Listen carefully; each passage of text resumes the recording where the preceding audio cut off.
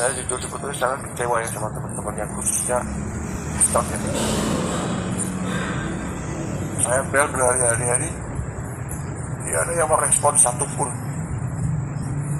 Kita ini masih saudara seukuah. Bagaimana? Akhirnya saya ngambil pendeta. Mana care-nya, mana kepeduliannya, dimintain doa aja gak bisa, apalagi dimintain duit. Misalnya ini, anak ini minta doa, bukan minta yang lain-lain. Sebegitunya kalian ya. Anak sangat kecewa.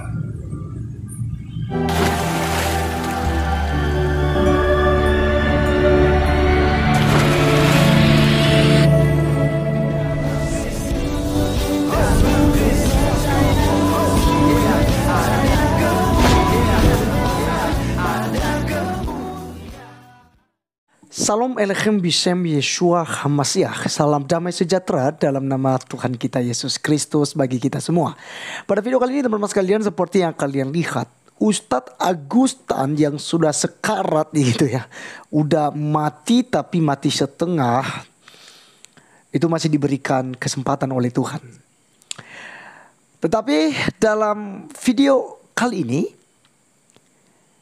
kita melihat Agustan itu sangat memprihatin, teman-teman. Di mana dia mengungkapkan rasa kekecewaannya terhadap umat muslim dan juga terhadap ustadz-ustadz. Sampai dia katakan lebih mudah memanggil pendeta-pendeta daripada memanggil ustadz-ustadz. Catat ini, saya sangat kecewa. Teman-teman sekalian, bagi saya, di mana ya, semua ada Donditan, ada Kainama, ada si itu namanya ini yang sering panggil tuan guru itu ya, Ustadz Ipuh, kemudian Manat dan Cemume gitu ya. Teman-teman, kasihan ya melihat keadaannya. Justru orang-orang Kristen yang doakan Agustan ya, tanpa lagi kemarin mendoakan, bahkan saya juga secara pribadi teman-teman sekalian sudah berdoa buat Ustadz Agustan supaya dia diampuni, dan jika Tuhan memberikan kesempatan baginya, biarlah dia mengalami mujizat Tuhan, yaitu kesembuhan. Kemudian ribuan ya, bahkan bisa dikatakan jutaan teman-teman sekalian, umat Kristen ya mengampuni dan mendoakan Ustadz Agustan. Dan dari muslim sendiri, teman-temannya sendiri, teman-teman sekalian, ya tidak memperdulikan.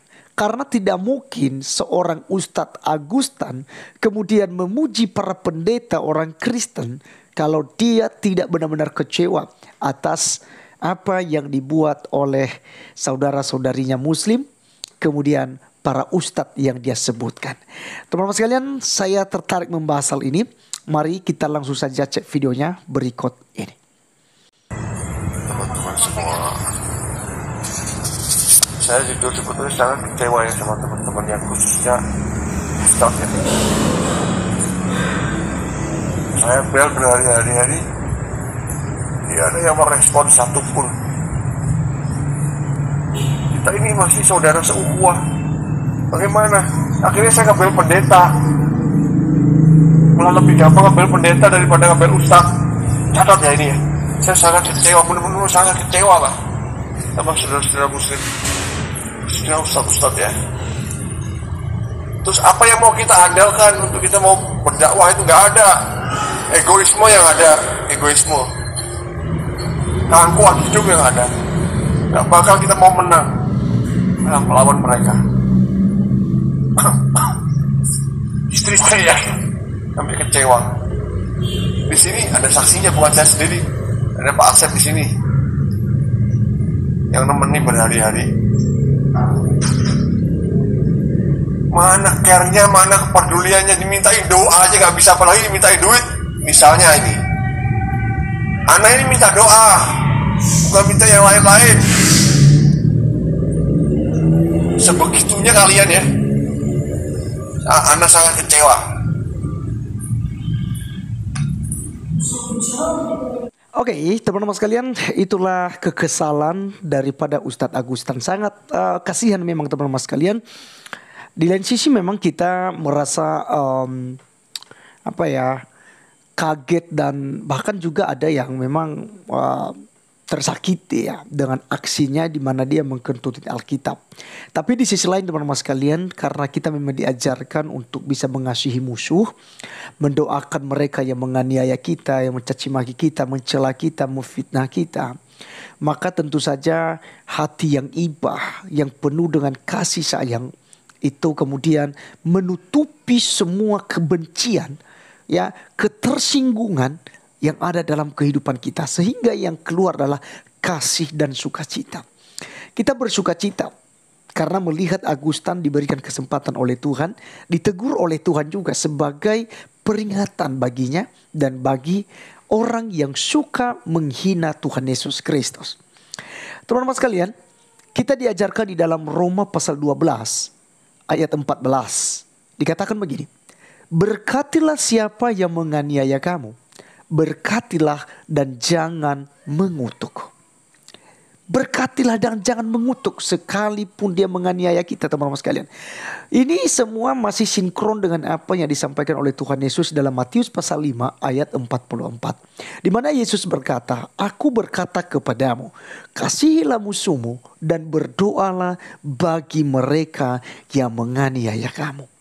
Maka teman-teman sekalian, jelas di sini bahwa memang kita tidak punya alasan untuk membalas kejahatan dengan kejahatan.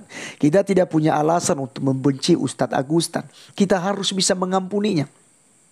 Suatu ketika murid-murid Tuhan Yesus berkata kepada Yesus, Guru, berapa kalikah kami harus bisa mengampuni saudara kami yang bersalah kepada kami? 1 kali, 2 kali, 3 kali, sampai 7 kali? Yesus katakan begini, aku berkata kepadamu, bukan 1, 2, 3 atau seberapa pun, tapi Tuhan menegaskan di situ, ya, ampunilah 70 kali 70 kali. Artinya teman-teman sekalian, kita kalikan 70 kali 70 kali, kita dapat tuh. Kemudian kalikan lagi 70 kali 70 sama dengan, ya, kemudian kalikan lagi, ya. Jadi teman-teman sekalian, kita untuk memberikan pengampunan bagi orang yang membenci kita, menganiaya kita, menghina kita, memfitnah kita, kita harus tetap bisa mengampuni. Tidak ada alasan untuk kita tidak mengampuni. Nah, kalau kita melihat tadi teman-teman sekalian, di mana sesepuhnya langsung gitu ya, maksudnya teman-teman dekatnya selama ini itu menjauhinya. Kalau kita lihat kemarin, Julius mengunjunginya, tapi bukan justru ya memberikan makanan yang meringankan penyakit, tapi justru menambah penyakit Agustan gitu loh. Diberikan sate kambing teman-teman sekalian. Ya, sate kambing itu rawan sekali untuk penyakit stroke.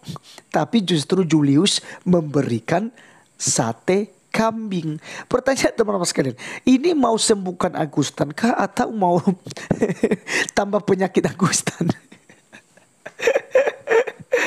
Ya, diberikan sate kambing teman-teman sekalian. Saya juga merasa lucu dengan itu ya. Masa orang yang stroke lalu dikasih daging kambing gitu ya.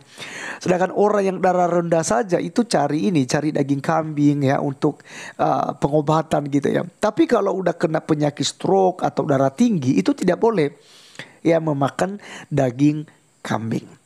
Teman-teman sekalian, betul ya apa yang disampaikan oleh Agustan bahwa ustadz-ustadz malah tidak peduli dengan dia.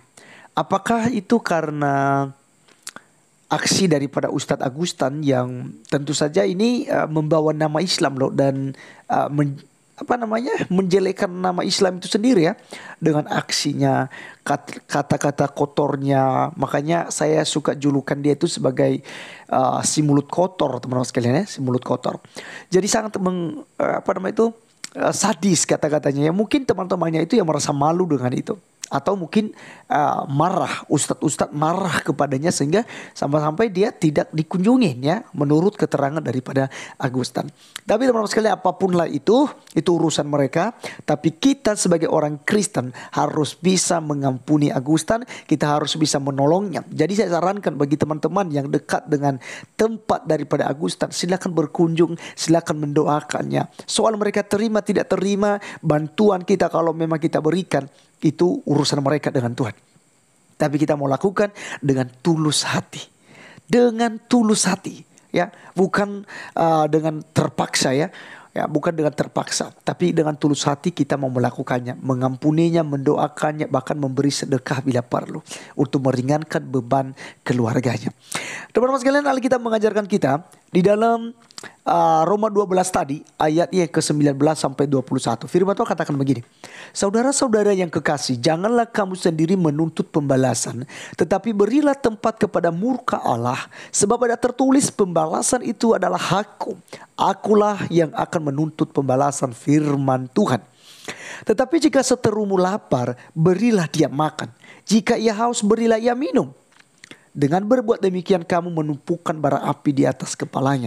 Jadi teman-teman sekalian, ya, di dalam ayat 21-nya, janganlah kamu kalah terhadap kejahatan, tetapi kalahkanlah kejahatan dengan kebaikan. Ayat 20 ini yang saya mau tekankan saat ini. Jika seterumu lapar, berilah ia makan. Jika ia haus, berilah ia minum.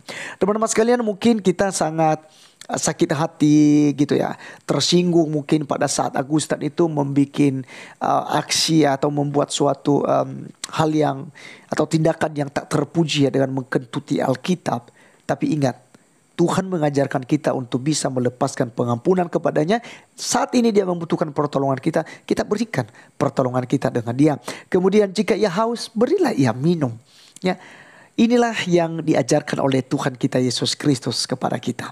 Oleh karenanya teman-teman, jangan jemu-jemu untuk berbuat baik, terus berbuat baik. Karena dengan berbuat baik, ya, kita pastinya akan menjadi anak-anak Allah dan kita akan beroleh hidup kekal yang dijanjikan oleh Tuhan Yesus Kristus, bahwa barang siapa yang percaya kepadanya tidak binasa, melainkan beroleh hidup yang kekal. Terima kasih teman-teman sudah menonton video kali ini. Biarlah menjadi berkat buat kita, menjadi pembelajaran dan menambah iman percaya kita kepada Tuhan Yesus Kristus. Saya Arif Gula undur diri. Sampai ketemu di video berikutnya. Tuhan Yesus memberkati. Salam.